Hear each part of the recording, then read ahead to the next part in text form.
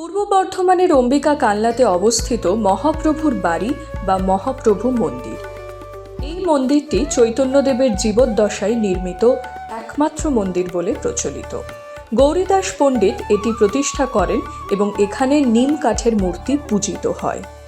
মন্দিরের পাশেই রয়েছে ঐতিহাসিক তেঁতুলতলা, যেখানে কথিত আছে চৈতন্য মহাপ্রভু ও গৌরীদাস পণ্ডিতের প্রথম সাক্ষাৎ হয়েছিল। আপনি কোথায় এসেছেন আজকে? আমি কানলা সব মন্দিরগুলোই ঘুরছি। আচ্ছা, এখানে তো একটা ঐতিহাসিক স্থান আছে, মানে দুটো, একটা হচ্ছে এইখানে তেঁতুলতলা, যেটা আরেকটা হচ্ছে আপনার ওদিকে মহাপ্রভু বাড়ি।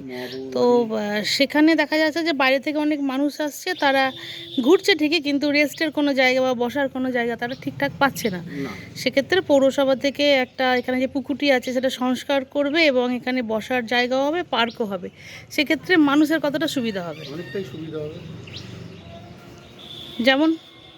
যেমন অনেক দূর থেকে এসে একটু রেস্টেরও তো প্রয়োজন আছে, দূর দূরান্ত থেকে মানুষ আসছে, এইটাই সেক্ষেত্রে সুবিধা হবে। সুবিধা হবে। জল বৃষ্টির হাত থেকেও হঠাৎ এসে গেলে তারা একটা স্থায়ী জায়গা পেলে আরও ভালো হয়।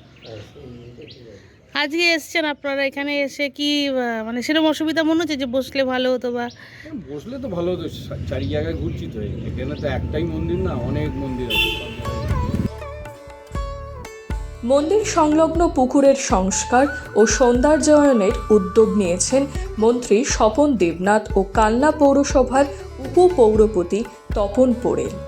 এই কাজে মন্ত্রী স্বপন দেবনাথের রাজ্যসভা সাংসদ তহবিল থেকে ২৭ লক্ষ টাকা বরাদ্দ হয়েছে।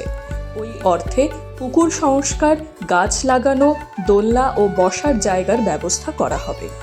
এই উদ্যোগে মহাপ্রভুর সেবায়িত বিজয় গোস্বামী খুব খুশি।